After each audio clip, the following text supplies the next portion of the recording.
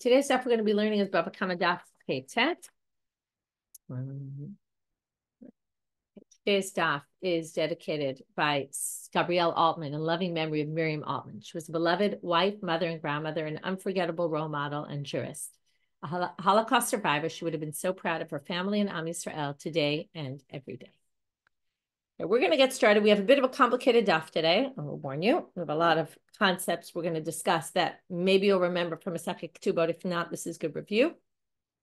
We started with yesterday this story of a woman who wanted to give her possessions to her son. And basically what she said was, right, in her lifetime, she said, I'm giving you, right, her nechasim, her nichsei malog, which are, again, always think of it as heirlooms, things that she brings into the marriage. The husband has access to all of the produce from it, but as soon as the marriage ends, she gets it back as is. She bequeathed it to her son. And then when the father died, when the mother died, when the woman died, basically there was a fight over, was it really legitimate what she did, or was it not legitimate what she did? And then we had Rav Yirmiyah bar Abba, who tried to prove it from a Mishnah in Bava Batra and said, look, this is no different from a father who gives it to a son. Because the father, if he gives a son the goof, the body, and says, listen, this will be yours when I die, but while I'm still alive, I'm going to get all the produce from this land. So does he have the right to actually give that to his son? Can he give, right? Can the son sell it to somebody else? The son here is like the woman, where they each have access to the goof without actually having access to the produce. So Rav Yirmiyah says, look, the son can do it in that Mishnah. It works. It should work for the woman as well. And then Shmuel basically says, and that's who they quote when they basically go against the psikah that the Rav Yirmiyah bar Abba said for this son, for the son of that woman. I said, what do you mean? That's not like our Mishnah. And then we tried to figure out why is it not like our Mishnah. We have one explanation. We rejected it. Then, right, which basically was that Mishnah is a unique exception because the son is an heir, as opposed to here where the son is not an heir of the mother, because the mother doesn't bequeath things in general to the son. It usually goes to the husband. And that gives him extra power, the son, to sell it because anyway, he's an heir. But instead of then they rejected that explanation. And instead of saying that Mishnah is different, it's actually saying our case is different. That case is the base halacha. In any case, it's not because the son is an heir. That really is the way it works. But our Mishnah, our case is different because of Takanat Usha. And that's what we ended yesterday. The Amar Rabbi Yossi Rabbi Bar Chanina, Be'usha hitkinu, 3 lines from the bottom of yesterday's stuff. Ha'isha shemachra b'nechsei milog b'chayei ba'ala v'meita, habal motzi miyada lekucha. The rabbis basically said women can't do this. Okay, even though theoretically they could, the rabbis forbade women from selling nichsei milog, and basically said if a woman does it, the husband has rights to take it out of the hands of the buyers. He can basically take it back. Like if the woman, let's say the woman dies and he basically gets the goof of the karka, but she sold it to somebody else, he can take it away from those people. That's because of Takanat Usha. Now that's going to be our topic for today.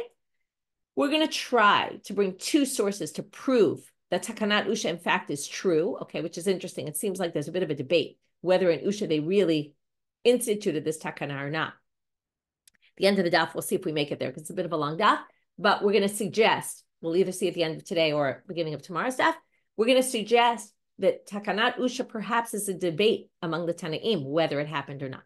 But the first part of our daf is going to be to basically bring 2 proofs. The second one will be from our Mishnah, and that's why, if you're wondering why this is even here, that's why it's here, because our Mishnah is going to be tried to use as a proof that Takanat Usha actually happened.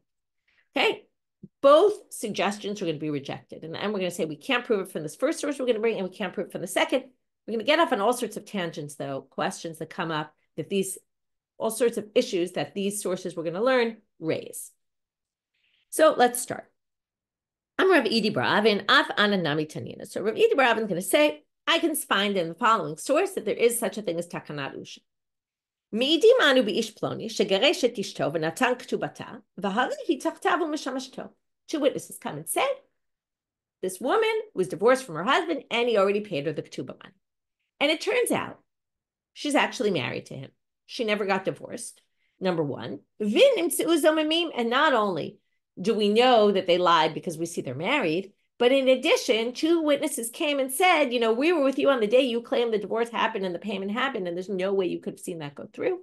And therefore, you now have to be punished, and you have to pay her what you tried to deny her. Now, what did they try to deny her? Her ketubah money. Now, what's ketubah money? Let's go back and say, what is in a ketubah? A ketubah has, number one, if she's a virgin, 200 zuz. If not, 100 zuz. So, okay, that's the basic amount in the ketubah. The husband promises the wife in event of death or divorce of the husband. It's a commitment that I will pay you X amount of money. In addition, there's usually tosefet. He adds more. Often there's 200 zuz. He adds another 200 zuz. And then there's also everything she brings into the marriage, not the nichsei malog that we were talking about, the heirlooms, but he commits an amount of money. Let's say she brought in $100,000 worth of property. Then he commits to give her $100,000 back at the end of the marriage. This is called nichsei tzom barzel. Why is it called tzom barzel? Okay, tzom barzel, they're constant. That means with the nichsei malog in an heirloom, let's say she brings in an heirloom and over the years it goes down in value, or she brings in an heirloom and it goes up in value. Okay, let's say it's gold and the price of gold goes up. She leaves the marriage with whatever she brought in. So if it was worth $100 when she brought it into the marriage and now it's worth $300, she gains. The nichsei tzom barzel we assess at the time of the marriage, and we say she brought in land or jewelry or whatever it is, assessed at X amount. When the marriage is over, he keeps the item and she gets the amount that she brought it in as, what it was assessed at. So it doesn't matter if it went up or down in value, she gets it as it was at the time of the marriage. So, okay, that's just something you need to know, and we're going to discuss it as we go on. So now what happens? The ketubah is basically a commitment for him to give her, okay, let's just use amounts. The 200, let's assume, plus another 200 of tosefet, plus let's say she brought in 300 zuzim worth of property, okay, or whatever it is that was counted as nichsei tzom barzel that's in the ketubah. So she gets 700 zuz for this ketubah. But right now she's married. So what's this ketubah worth when she's married? Because in the event of death or divorce, the husband will give her the 700 zuz. But what if she dies first? If she dies first, the husband doesn't pay the 200. He doesn't pay the tosefet. That just stays in his pocket. Okay, it's money he never has to spend. And the 300, the nichsei tzom barzel, he actually inherits. So what's this ketubah worth while she's married? It might come out to 700 zuz if she were, let's say she were to sell it. Okay, because that's always how we assess the amount. Well, how much could she sell it for in the marketplace? Okay, so now they're going to say, ein omrim, because the question is, they basically tried to make her lose her ketubah, but we don't know if her ketubah will ever be worth any money to her, right? Theoretically, we could say that ketubah is worth nothing, because if she dies first, she's going to get nothing. On the other hand, it's worth 700 zuz if he dies first. So how do we assess right now while she's still married? That's why it was important to say that she actually is married. They could have been liars and she could have been divorced, but they just didn't know it. But would have to be that we know she's married. So what's it worth right now? So ein omrim, we don't punish these eidim by saying yishalmu kol ketubata. They don't have to pay that 700 zuz. Ela tovat hana'at ketubata. The value that it's, okay, the tovat hana'ah means how much could she benefit from the ketubah right now? That means if a woman was strapped for money while she's married, she could theoretically, this is going to be a lot of our main topic today, could she really do this and how and whatever, but she could theoretically go and sell a ketubah on the marketplace. She could sell it. It's a bit of a gamble, whoever's going to buy it.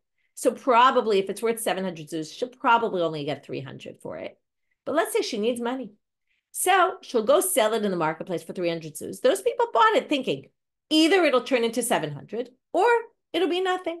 So, is it tovat hana'ah ketubata? So now they explain, what is this tovat hana'ah? Omdim, we assess, kama adam rotzeh litain b'ketubah shel zo, she'im nit'arma lo nitgarsha. In other words, how much would someone be willing to pay for this ketubah that if she would become a widow or divorced, right? Let's say I'm married right now, I sell my ketubah. Well, it's all going to depend on what happens between me and my husband down the road. If I become widowed or divorced, then those men who bought my, that guy who bought my ketubah will now be able to go to the husband and say, okay, pay up. But in Maytai, if I die first, Yirashena Ba'ala, then my husband will get all the money and they won't be able to get anything. Now, assuming what we mean here, Yerashena Ba'ala, he will inherit. Now, let's pay attention to these words. He will inherit. What's he going to inherit? Well, he's not going to inherit the 200 zuz and the Tosefet of the 400 zuz. That he just won't have to pay. Right? That's not an inheritance. That's just money he committed in the event of death or divorce, which he now doesn't have to pay. So the inheriting line here, meaning, right, if that happens, that my husband dies first and these guys bought my ketubah, well, my husband's going to get all of my, he will inherit my nichsei tzon barzel, right? My property that I brought into the marriage, he will inherit. Now, comes the Gemara and says, Isa kadata leta letakanat usha. Here's our proof. If there's no takanat usha, then this makes sense. Okay? I'm sorry, then this doesn't make sense. Why? If there's no takanat usha and I could sell my nichsei melog, the assumption is I could also sell my nichsei tzon barzel. Now, if that's the case, then if I could sell it and my husband can't take it away, then when I sold my ketubah, I actually sold my nichsei tzon barzel to these guys. Legit, fair and square, my husband can't take it away from them.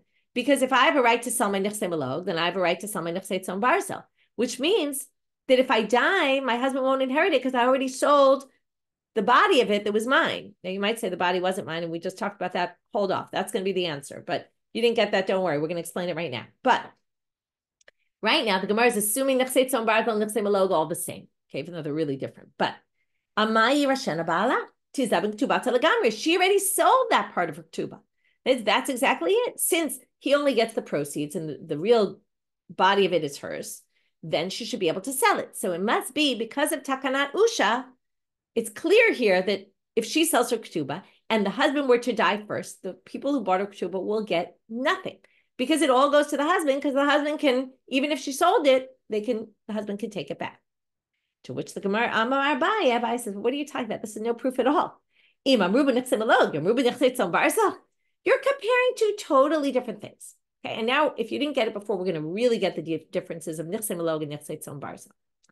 This is one of the things I have to say for many, many years of learning Gemara. I always confuse them. And it's one of the benefits of Daf Yomi. The more you learn, eventually you really understand these concepts.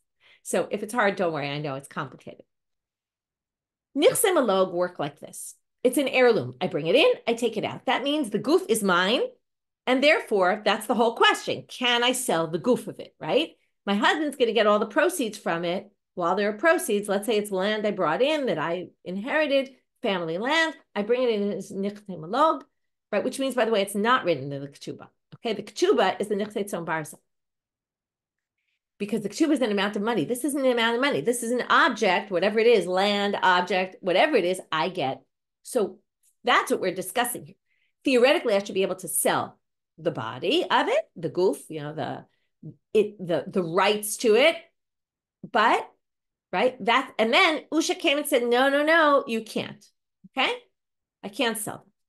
But nichsei tzon barzel is I bring it into the marriage and the husband keeps it. Basically, the goof is the husband's. He just promises me an amount that's written in the ketubah. As we said before, let's say it was $100,000 worth of land. So he commits, I'll give you $100,000 worth when you leave the marriage. Okay? That is different. If I of course can't sell that. And that's why it's imeta Yerashena Ba'ala. Of course my husband keeps that money because that money was money he committed to me, but that's not an object. The object itself, he doesn't have to give back to me. So therefore, this is not a proof at all because it has nothing to do with our topic. Okay, now, once we mention the source, comes Abai and he says, Amar Abai, I just want to go off on a tangent, he tells you. Tovan Hana'ah, and he even tells you I'm going off on a tangent. Ho'il va'ata liyada ne'ema b'milta. Since we're already talking about Tovan Hana'ah, a woman who sells her ketubah, I want to teach you something about it. And he's going to prove it. The reason why he's talking about this is because he's going to prove this from the source we just read about the Edim Zomini. So he says, Tovat Hana'ah li'isha havya. If a woman sells her ketubah, now this is interesting. In general, what do we say? A woman's possessions are all kind of owned by her husband. So that's the whole thing. That's this nichsei melog and the nichsei tzon barzel. They can be owned by the husband in different ways, whether he takes the loss, she takes the loss. Okay. But, or the gains, whatever it is. Now, if she sells her ketubah while she's married, all the money goes to her, not to her husband. How do we know this? Well, de'isa kadatach labal havya. If the money would go directly to her husband, then lemru la edim. In our case, the edim zomim can say to her, "Ma'af sedinach. What did we make you lose? We didn't make you lose anything. You want to say the 700 zuz that maybe you'll get if the husband divorces you or dies first? You have no idea. So you can't collect that from us. You want to say, you want to say, well, the ketubah is worth something right now because you could sell it in the shuk? You wouldn't have gotten anything anyway. Your husband would have taken it. So from here, what do you see? It must be it goes to her. Otherwise, the agent wouldn't have to pay anything because it would go directly to the husband anyway. So the woman wouldn't even actually lose. So on Rav Shalman says that is not a good proof. Mishum de'ika ravach beita. What do you mean? She lives with the husband. So if the money, the 300 zuz, would go to the husband, well, then that money would go to her indirectly anyway, because it would mean the husband would have more stuff in the house, right? More money, which would mean that there'd be, right? In other words, it would be good for her too. She'll have more food in the house. She'll be able to buy more things for herself. In other words, it's just good for her anyway, even if it's indirectly good for her. So that's not a proof. However, even though it's not a proof, Amarava, he basically says, if a woman sells her ketubah, goes straight to her and the husband gets no proceeds. That is money directly in her pocket. So if you want to talk about money that a woman could own on her own, there are situations where a woman could own money on her own if she sells her ketubah. My timer, peri tekina larabanan, peri de peri lo tekina larabanan, because the rabbis instituted proceeds for stuff she brings into the marriage, but it didn't, which is like, her ketubah money, let's say, right? So the husband has rights to the payroll and the money during the lifetime after he has to give it to her. But peri de peri lo tekina larabanan, this big debate about what this produce of produce means here. Okay, we'll try to just explain it as this is an extra. This is something additional. The rabbis didn't say anything about this, so that's not included in their original, when they said the husband's going to have all the proceeds of all her stuff, they weren't talking about extra things. This is an extra. The fact that she sells her ketubah, that's extra. So that they didn't. So in any case, we learned something on the side, which is if a woman sells her ketubah, the money goes directly to her. So the first thing we tried to do was prove that there's takanat usha from the source with the Eidim Zomimim, but it turns out the source had nothing to do with anything because the takana was about the Nechse Malog, where she actually owned the goof, the principle. That's the word I keep looking for. The principle of the property or whatever it was, the possessions, as opposed to Nechse Tzom Barzel, where she didn't. And of course, Nechse Tzom Barzel would end up nothing. And it was all about that one line in Meta Yereshana Ba'ala, whereas if you said she could sell Nechse Malog, then theoretically she could have sold them and they could have been theirs, but it's not true because that wasn't Nechse Malog. It wasn't what we were talking about. Second attempt at proof, and this is going to be from our mission. Now we're going to see why this sugya came up here. Ki ata Rav Papa Rav Huna Bereid Rav Yoshua mi Bei Rav, and Rav Papa Rav Huna Bereid Rav Yoshua came from the house of Rav, the Beit Midrash, Amrei. They said the following. Tanina l'takanat usha. We have a Mishnah that talks about takanat usha, and here it is. Ha'eved va'isha giatan ra'ah. Ha'chover behem chayav behem shekavlu b'acherim p'turim. A slave or a woman, if they damage someone, they don't have to pay, right? Someone damages them, they obviously have to pay. But if they damage somebody else, they don't have to pay. Now, why not? Because they don't have money and they don't have a way to pay. Now, wait a minute. If you say there is no takana of usha, then they do have a way to pay. The woman, not the slave. The slave definitely doesn't, but the woman should sell her heirlooms that she has. She should sell her, by the way, the English term is usufruct property. She should sell her usufruct property and then with that pay the damages. What did the Mishnah say? The Mishnah said she has no money. When does she pay it? She pays it if she gets divorced or her husband dies, if she gets widowed. Then she'll have money to pay because she'll get her ketubah money. But what do you mean? She has nechse malog. That she can, and it's without the takana of usha, she could sell her nechse malog. So here you have proof. Right, this really is nechse malog. She could sell them, and right. But what do you see here? She obviously can't sell them. Why not? Takanat usha. To which the Gemara says that is not a good proof because according to what you're saying, that without takanat of usha she could sell them. Okay, now let's say there is takanat usha. What you're saying, your proof is comes the Gemara and questions that your proof is that because of takanat usha, they can't sell nichsei malog. Because what happens in nichsei malog? If you sell them, your husband can theoretically take them back. But tizabim lenichsei malog b'tovat hana'ah v'titenle. Theoretically, she should be able to sell nichsei malog the way she could sell her ketubah. What is that? Well, the nichsei malog, the husband can take back, right? If she ends up dying. But what if he dies first? Then the nichsei malog will be worth the whole value if somebody bought them from her. So why don't you tell her a woman who injures should sell the nichsei malog, let's say they're worth $100, sell them for $30, and the person basically said, look, if the husband takes them back, he takes them back. If the husband dies first and the woman keeps them, well, then I'll get them fully and then I'll have $100. So it's worth it to them to pay 30 in the hopes that maybe they'll get 100. So maybe we should force her to do that, but and she should sell the nichsei malog, but and then she could pay damages based on that. So why don't they suggest that? In other words, even with takanat usha, there's a way for her to pay damages, and it doesn't suggest that in the Mishnah. So it must be, what's the only reason why it wouldn't suggest that? Delayed. We must be talking about a woman who doesn't have nichsei malog. Not everybody has heirlooms that they bring into the property that they bring into a marriage. Therefore, therefore you can't prove anything about takanat usha, because the only way you can prove takanat usha is if the woman had nichsei malog, and it must be this woman didn't have nichsei malog. Otherwise, she could have, even with takanat usha, she could have sold it for tovat hana'ah. So this doesn't prove anything. Okay, so we're done with that. We had two attempts to try to prove it, not successful. But now that we're on our Mishnah, we're now going to have some other suggestions here.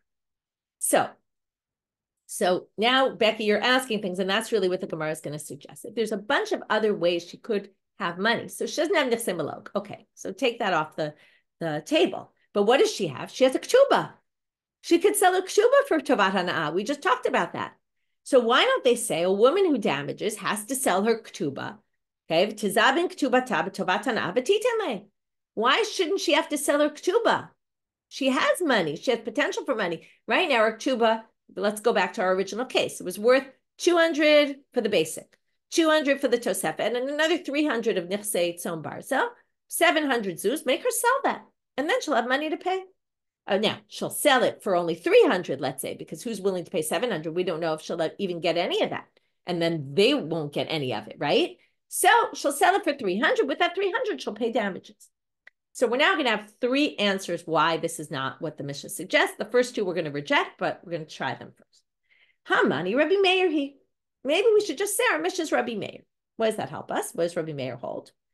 Da'amar asur lo la'adam shishet isho afilu sha'achad b'lo ketubah. You might know this. You're not allowed to stay married without a ketubah. This is why people always say, put your ketubah in a safe place. Some people give it to their parents to watch because it's really a protection for the woman. Anyway, you can't be without a ketubah. Okay, well, now, see in a minute why you can't be without a ketubah. But it's not like the ketubah affects the marriage. That's really important to know. We talked about this in ketubah. But a ketubah is an inherent part of a marriage, and you have to have it. Now, why do you have to have it? We'll see in a minute. But basically, if you say, Rabbi Meir basically holds you can't sell your ketubah, or at least so it sounds. Soon we'll learn that that's not exactly true, because then it sounds like everything we suggested before about selling her ketubah for tovat hana'ah would be against Rabbi Meir. It's not exactly true. But right now we're suggesting that that's an obvious outgrowth of Rabbi Meir. If Rabbi Meir says you can't be without ketubah, then obviously you can't sell your ketubah for tovat hana'ah. So they say, wait a minute. Tamamai, what's the reason? Why do you have to have a ketubah? Well, it's a protection of for the woman. So that he doesn't divorce her easily. Why? Because if he knows that in the event of divorce, he's going to have to pay her a huge sum of money, that will prevent him from divorcing her. Well, if she sells her ketubah, what happens then? If he divorces her, he just has to, let's say I sell my ketubah to Reuven. So if my husband divorces me, he'll still have to pay that same money. He'll just pay it to Reuven, not to me. So it's still disincentive for him to divorce me. So hachalo megarish la, right? So di'i megarish la atu hanach dizavne gavala l'ktubat aminei. It's the same reason here also. In other words, he'll still have to pay the ketubah. So even if I sell my ketubah, and now we learn that even according to Rabbi Meir, I can still sell my ketubah because as long as someone's collecting the money, it's disincentive for my husband. So that's not a good proof. So we're back to square one. Why don't we make me sell my ketubah? Theoretically, I could, and it wouldn't cause my husband to divorce me easily. Well, ela tovat hana'a mile ninhu, umile lo mishtavde. Well, this is a weird answer. We're going to reject it in a minute. I'll try to explain as best as I can, even though they're going to say this doesn't make any sense. So tovat hana'a is just words. It doesn't mean it's just words. Probably you can understand it's a bit of a gamble. It's not a real thing, right? Whoever bought it from me, maybe we'll get money, maybe we'll get nothing. So there's no shibud there of like, there's no real sale going on here. I say, what do you mean? What are you talking about? What does that have to do with anything? In other words, what they're saying is if she sells it, it's not really real, the sale. And therefore, we're not going to be able to have her pay. It's not going to have to be subjugated to this payment of the damages that she has to pay. They say, what are you talking about? In the end, even though it's just a gamble, but they gave her money in hand. In other words, she got 300 dinarim for it. So in the end, she has dinarim, and that theoretically should go to pay. It's actually real money, even though it's what they got was a gamble, but she got real money, and therefore she should have to pay the damages. So basically, that doesn't explain it at all. So third answer, and this is our real answer, Ela mishum de Shmuel, the Amar Shmuel, hamocher shtar chov lechavero, v'chazar umechalo machur v'afilu yoresh mocher. If you owe me money, and I have a shtar chov that says an IOU, you owe me money, and I sell it to somebody else. Okay, so that means instead of me collecting the loan, now let's go back to Reuven. Reuven can now collect the loan from you. But if I decide after I sell it to Reuven, I say, you owe me money, but I'm just going to forget about that money. I'm going to forego the loan. Even though I'm not the one collecting it anymore, according to Shmuel, I can actually do that. I have the power to do that because I can always be mochel alone. And it's a risk that someone takes when they buy a shtar chov, basically. I can do it, and even my heirs can do it later. So if that's the case, when this woman, if we say to the woman, sell your ketubah in order, right, for tovat hana'ah, for whatever it's worth right now, in order to pay damages, I can mess up that guy who buys it because in the end, I can just say to my husband, you don't have to pay me the ketubah, and it will be effective. And that's why we don't do this. That's why the Mishnah doesn't suggest this. We're going to have a few difficulties, though. So the Gemara is going to ask, Amrei, in the end, this is going to be the answer, but we're going to have some questions about it. Amrei, zibune zabim betitele. Wait a minute. Why don't we say, look, option the Mishnah says is basically, I don't pay damages until the event of death or divorce of my husband. Okay. So if I damaged Ruth, let's take Ruth on the other side this time. If I damage Ruth, she doesn't get paid.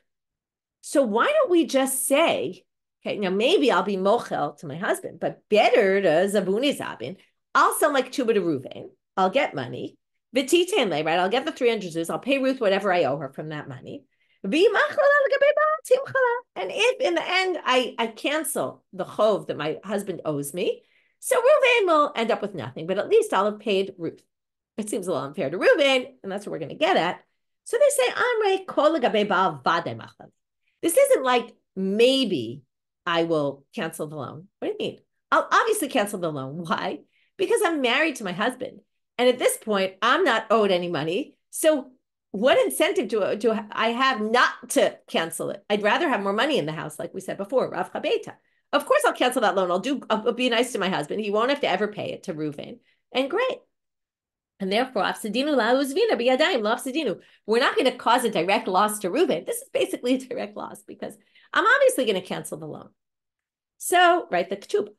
So they say, well, the chitema. Okay, so let's get Reuven out of the picture because that's not fair to him. What did he do wrong, right? So let's say the other way. Why don't I sell my ketubah to Ruth? In other words, use it as payment for the damages. Right now, if we don't do anything, Ruth is going to get nothing. So why don't I at least give Ruth my ketubah and say, look, my ketubah is now worth 300. I damaged you 300. Take my ketubah. Okay? Now, we're now on Amud Bet. In other words, either way, I'm giving Ruth nothing.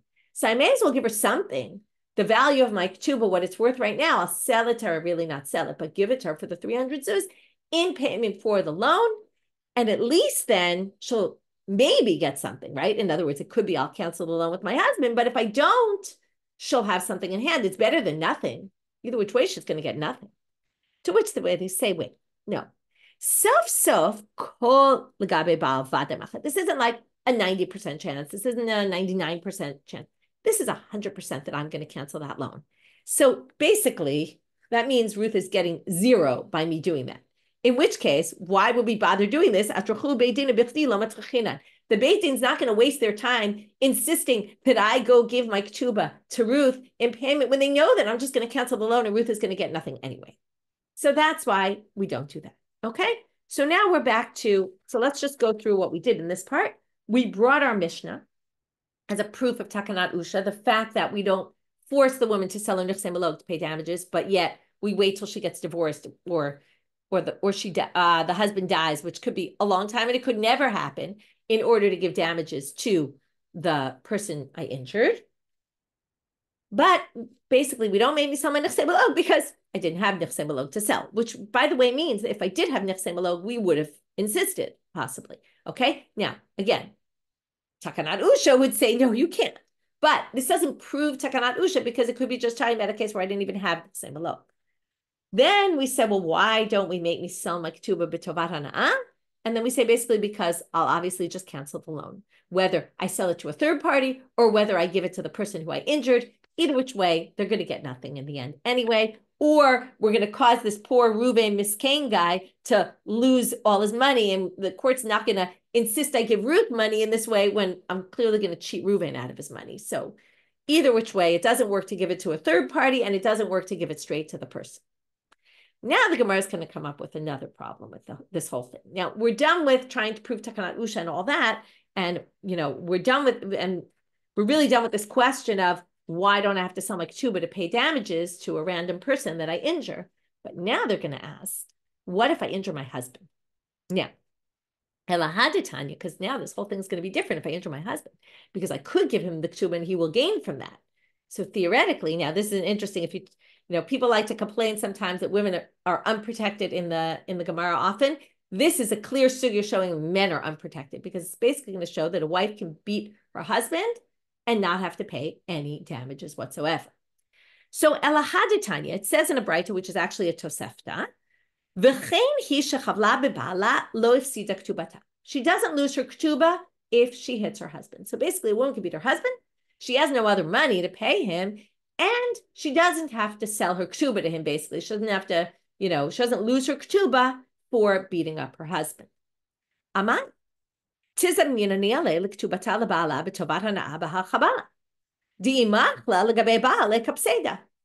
let's go back to what we just said. If she sells him the ketubah for tovat hana, let's say it's worth 300, right? So she says, I'm giving this to you for 300 zuz worth of damage I caused you. Well, if she says to him later, well, I cancel it, I don't owe you anything, you don't have to pay me back, well, of course he gains. There's no loss for him. That's a real direct gain for him. He now doesn't have to pay her. So the answer here, Havadai Rabbi Meir. This obviously is Rabbi Meir, because what did Rabbi Meir say? Remember? Now in this case, she'll really be left without a ketubah. It's not like before, right? Right now, what's the issue? There we said, well, it'll still be disincentive for him to divorce her because he'll have to pay somebody else. In this case, he won't have to pay anybody because it's him. So that should make perfect sense. This is Rabbi Meir, the Tosefta, and that's why we don't insist that she give him the ketubah money. Well, they say, Vitama Mai, wait a minute. If you say this is Rabbi Meir, what's Rabbi Meir's whole thing, right? Kidei shalote kalabe navlotzia. If she sells him her ketubah, he'll divorce her quickly because he doesn't have to pay her anything. But wait. Right? In the case where she sells the ketubah, okay, to the husband, what's the problem? He'll divorce her, and it'll be and then he'll get what will happen? He'll divorce her. He already got his money for the Kabbalah from the ketubah, and good for him. Well, ihachi hashtenami migaresh la v'gabi le b'chabala mineh. What's the flip side? The flip side is she doesn't give him the ketubah. Okay, he's still motivated to divorce her. Why? Because remember what happens with a woman who injures someone.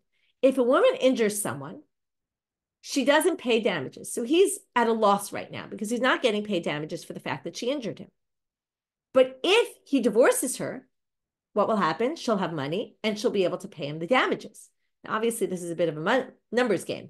He'll have to pay her the ketubah she'll have to pay him damages. It really all depends, and that's what the Gemara is going to come now and say of how much the k'tuba was worth and how much the damages are worth. But basically what they're saying is if you say this is all Rabbi Meir, and you say she doesn't have to give him the k'tuba, she doesn't lose her k'tuba because then he'll end up wanting to divorce her. He anyway is going to want to divorce her because it doesn't pay to stay married because he's not getting his damages.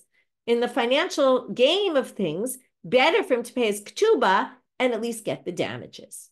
Okay, again, it really depends on how much it was, and that's what they're going to say. Well, the reason is because again, the reason why we don't make her sell her k'tuba, and it is still disincentive for him to divorce her because it's a case where the woman has a very high k'tuba, like 700 zuz, and the damages, let's say, are 300 zuz, and or let's say less because the k'tuba was, let's say, that, but whatever. But the point is, if he divorces her, he'll have to pay her the 700, right? It could be that. And the damages, he'll get her only 300, so it's not worth his while. Okay, that makes sense. But now we're going to ask another question on the k'tuba. So the first question on the Tosefta, the first question was, why don't we make her pay her k'tuba? And the answer is because we don't want her to be without a k'tuba. And we say, well, either which way he wants to divorce her because he wants the money. No, the assumption is the money of damages is less than the money of the k'tuba. But now they say, let's say her k'tuba is more than a k'tuba d'oraita. By the way, there's a whole debate whether k'tuba is d'oraita or d'Rabbanan, and that's not really the issue here. What they really mean here by k'tuba d'oraita, they mean the base of the k'tuba. And that's why I started the shir with this. K'tuba, the minimum you have to give is 200 zuz. Let's say she has more than 200 zuz in the k'tuba. Let's say there's tosefet of 200. Let's say there's the 300 of the tzom barsa. So why don't you do the following? Nukma k'tuba d'oraita. You want to worry about Rabbi Meir that she's not left without a k'tuba? Great. Leave her with the minimum, the 200 zuz. That she keeps. V'ida tizavna nile b'chavle. Well, the rest, the 500 zuz, let her sell to him for, let's say, 200 zuz, because it's worth less, because maybe he'll never have to pay it to her anyway, because she'll die first. But let her pay it to him for 200 zuz, and that should cover the damages. So why don't we do this split in her k'tuba and say, keep the basics, and all the extra, she has to pay him. So to which they say, Higon delona fisha k'tuba tami k'tuba d'oraita. Okay, it must be a case where her k'tuba is no more than that. So basically what this seems to be saying is, if she really does have more, then yes, she has to pay him. Okay, so this protects the husband from a wife who's beating him that, usually we view it the opposite, but there could be a case where a husband's being beaten by his wife. If she had a higher k'tuba, we would force her to sell the k'tuba to pay the damages. But if she doesn't, dahave chavla ba'arba azuze, and then, right, mishum arba azuze lo mafsid esrim v'chamisha. Okay, they use esrim v'chamisha, which is 25, which is equal to 100. Okay, it's 25 dinar. I think it's the dinarei zahav, and then that's worth 100 zuz, which is the k'tuba for a woman who's not a virgin. They're basically saying, if all she has is that, let's say, and the damage was only 4 zuz, then it's not worth it for him to divorce her to get the 4 zuz. So basically, right, when it's 100 zuz of k'tuba and 4 zuz of damages, it's not worth it. And that would be the case that we're talking about. Okay, so now we've resolved that. So we basically say, so now it's split into two. If she's got a lot of k'tuba money and extra, so we leave her with the basic and we make her sell the larger sum to her husband. Again, this is all different from the previous case because even if she cancels the loan, it doesn't matter. She cancels it and the husband gains. That's the whole point. If it was some third, right, someone else, it would be a loss to them. But if it's to the husband, it would be he would get it and that we do make her do. But if all she has is a basic k'tuba and the damages are less, basically, right, then we're not going to make her sell, right? She can't pay him. There's no way for her to pay him. And if she were to sell her k'tuba, right, that would basically mean that she would have no k'tuba, which would be an issue. But we're going to have a problem now on something we said earlier, which is, what did we say earlier? That if the k'tuba is greater, we're going to split it. You say, really? Elahad Tanya, but it says at the end of that same Tosefta, the next line is, Kashem shalotim korvi hitachtav, the same way she can't sell her k'tuba when she's living with him, which we assume means because she can't be without a k'tuba, kach lo tafsid v'hitachtav.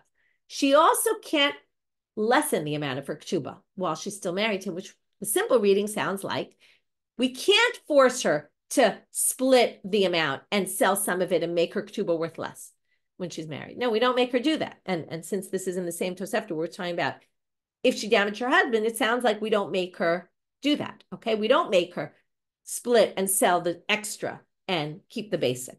That's the way we read that line, right? But according to what we just said, she would be mafsid. Like what? Which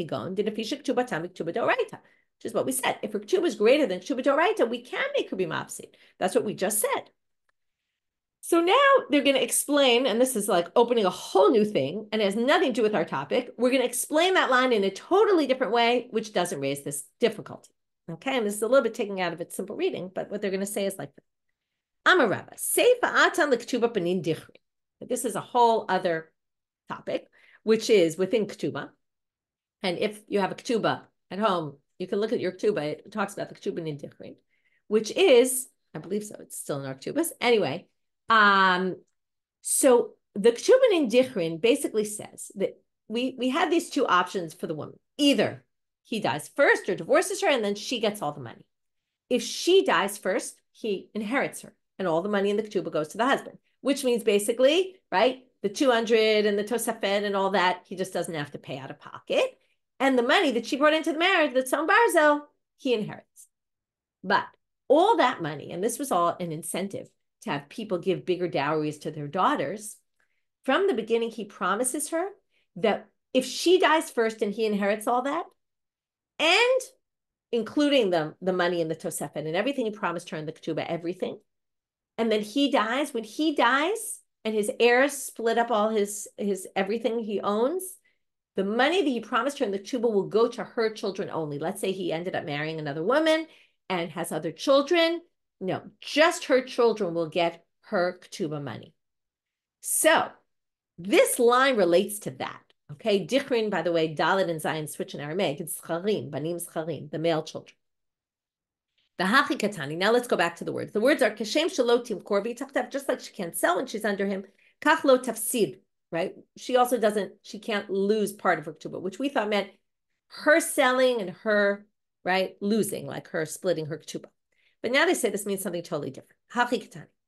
Kashem Shamocheret Ketubata la'achirim lo ifsida ketubah b'nei dichrin. My time is Zuzahu Dansua. Let's go back to where we started today. The woman sells her ketubah because she's desperate for money. What is she basically selling? She's selling what would have come to her had the husband divorced her or died.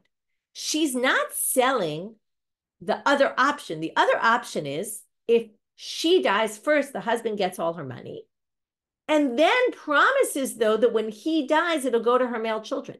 That's not what she sold in the ketubah. She only gave up her rights for her getting direct money. She didn't give up because she wanted money right now. But she didn't give up that part, and that's why she was willing to take a loss, because, the other part was 50% chance it'll happen, right? Therefore, she's going to have to take a big loss and not get all the money. But she didn't give up her rights of the ketubah panin dichrin. In other words, if the flip happens and whoever she sold it to won't get anything, and the husband inherits all her stuff, he's going to pass on to her son. Okay, when he dies, her son will still get. That wasn't part of what she was trying to sell. She was just strapped for money and tried to sell her part of the ketubah. So, what does this have to do with anything? Well, what it means when it says, Hashem shalotim korvi tachtav, when it's not that she can't sell, it's if she sells when she's with him, she doesn't give up on the part of the ketubah panin dichrin, then, kach the same way, right? Because zuze ansua, kach mocheret ketubata leba'ala. If she sells her ketubah to her husband and says, listen, I'm giving up my ketubah rights to you because she needs money, lo hipsida ketubah panin dichrin. My time azuzihu dansua. If she sells her ketubah to her husband because she wants some cash, and remember, what did we say? It's the only way she can get cash. Say she sells it to him.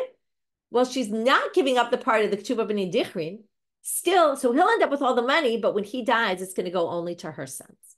Okay, that's a totally separate thing, not having to do with our topic. It was just the only way they could explain this Tosefta, the second line, without contradicting what we said earlier. Okay, last point for today. I see we are going to get here. Lema takanat usha tanahi. Let us suggest that takanat usha is a machloket tanaim. Again, what is takanat usha? Does she have right? She does not have rights to sell her nichsei malog, which means basically nichsei malog really belong to the husband's domain. So now we get to an interesting nafkamina here. Detane chada, one Braita says, avdei malog. Let's say she brings in slaves as avdei malog. Now a slave leaves if you knock out their tooth or their eye or their arm.